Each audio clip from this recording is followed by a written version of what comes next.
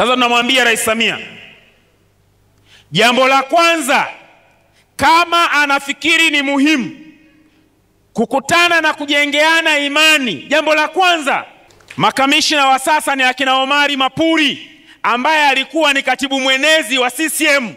Unawezaje kutuambia kwamba Omari Mapuri anaweza kuwa eti ni mjumbe wa tume huru ya uchaguzi na watu wazima na akili zao wakaiita ni tume huru ya nini?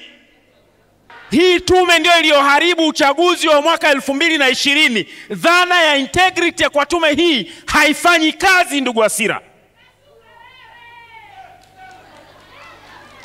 Jambo la pili, ikiwa Rais Samia anataka tukutane, tunataka tangazo la hadharani litakalo waondoa wakurugenzi kuwa wasimamizi wa tume huru ya uchaguzi, na waje hadharani tuambiwe wakurugenzi wameondoka, tuje tukutane tuone tunaendaje kwenye uchaguzi. Jambo la tatu, tunataka express maelezo ya wazi ya kuwaondoa polisi, ya kuwaondoa idara ya usalama wa taifa katika michakato ya uchaguzi,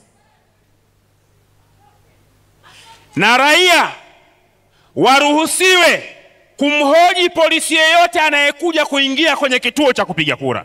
La nne ambalo ni muhimu sana, kusiwe na kura feki, kusiwe na kura feki.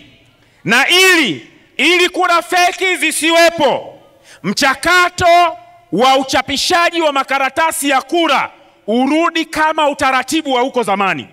Jambo la tano, kusiwe na kuenguliwa wagombea, kusiwe na kuenguliwa wagombea.